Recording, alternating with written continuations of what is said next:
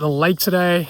Got a new thing to test. Got the 04 Air Unit. I've put it into a frame that I've used before to test the 03 Air Unit Open Racer. A new 04 Air Unit Canopy just printed. It was actually easier to install than the 03 was. It's like quite nice. SD card goes in and out quite easy. Pair of tweezers helps make it a bit easier.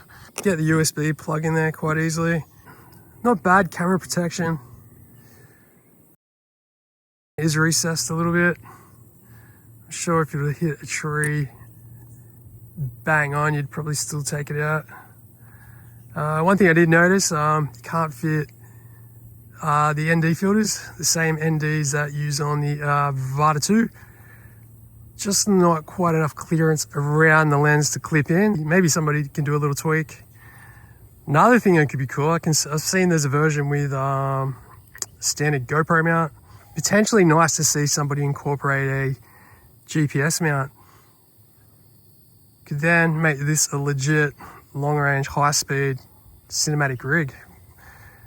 04 does seem to be standing out quite well in the Vata 2. I assume it's going to be the same in this. I'm running some new GMB 1500s, 160C, so they say. I've only got a couple of cycles through these packs, they're feeling quite nice. HQ R42s. Running some old school Crossfire, 150 Hertz. Part of using the 04 Air Unit is you need to use some new goggles. Something you might love or hate, basically this little pad on top, that's pretty much where the weight of the goggles sit, and then the rest of it just kind of sits around your eyes. So the reason I got the goggles this way on my head compared to how you normally would just pull them up is because when you raise these goggles up off your eyes onto your forehead like we're used to doing, because of this flappy bit of plastic here and no foam that would usually rest on your head, what happens is the lenses actually sit on your forehead and those little sharp edges actually dig in a bit. And usually you're gonna have to, on a hot day like this, you need to wipe the lenses down. You can get them up there. You can kind of do it a little bit with the hat on because the lenses now is actually sitting on the hat, so it's not gouging into my forehead, and they're actually sitting on top of my sunnies here as well, so they're not sliding down as much. Anyway, one of the little inconveniences of this new style, it's not very good, so hence why when I'm not wearing them, it's more comfortable just to store them on your head like that. I'm not sure it's a fashion statement I'd want to wear down the street with this big honking battery on my forehead, but anyway. To do a test and have a look, I'm going to try and do same lap around the yard, well, similar lap around the yard, just to get a feel from what it looks like in the different recording modes, and obviously stick feel. I'll be curious to see how the latency feels on this. Again, using Crossfire, locked at 150 Hertz, so it's not going to be quite the feel that I'm used to.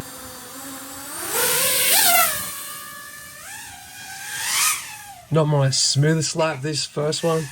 Really goes to show how stick feel and latency does affect on a race quad, and how you do need to warm up to it a little bit. Well, do a loop over the tree, loop over the tree.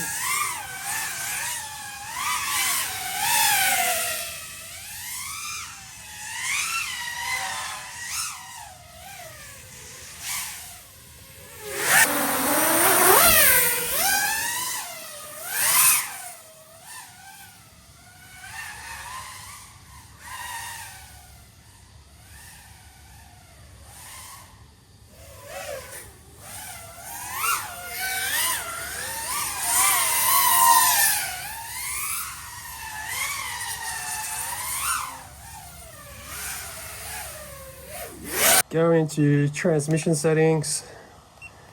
I'm going to turn race mode on. Enable transmission power. Just so this is not race like when I'm going to set this at 1200 milliwatts, just to give it as good as I can get. Let's check out channel. So I'm on race band 1. So I get race band 1, 2, 3, 4, 5, 6, 7, up to 8. If I go into camera record settings now, that takes us down to 1080p 100 frames. So I might do a lap with Rocksteady off, just in normal color, and we'll see what that looks like. So I'm in the drone.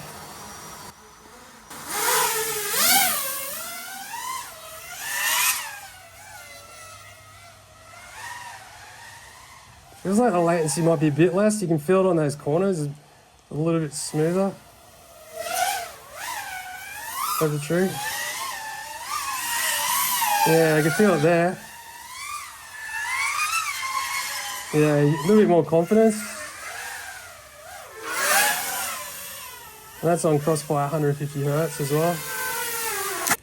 Still in race mode, 1080p 100 frames.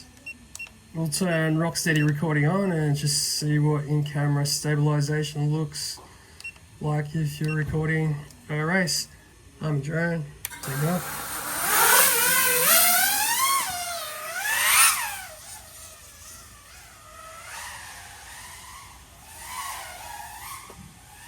Definitely feels a little nicer, less latency in race mode.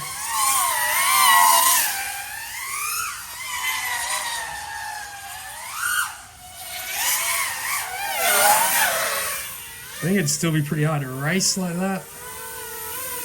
Maybe 500 ELRS would help. Look at the sweat in those goggles. It's a hot day today, very humid.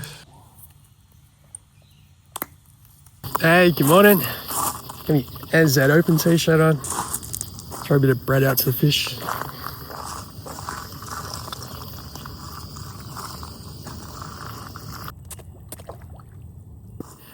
It's really steamy out here this morning. Last night reviewed the footage.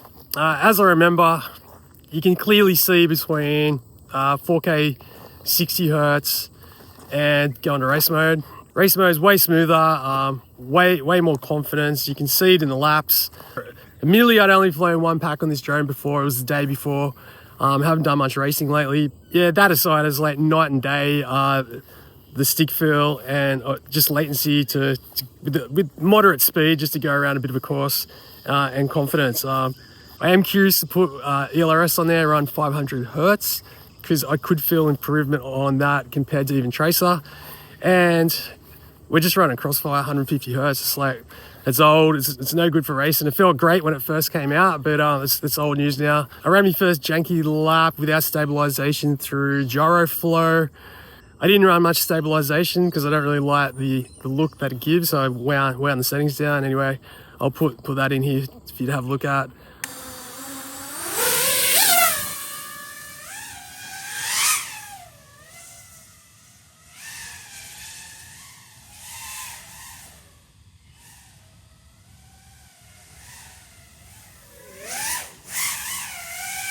Well, do a loop over the tree, loop over the tree.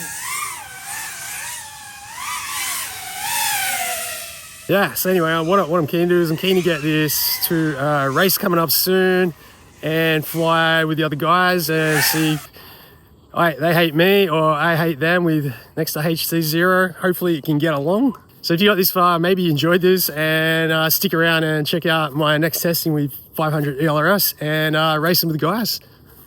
Later.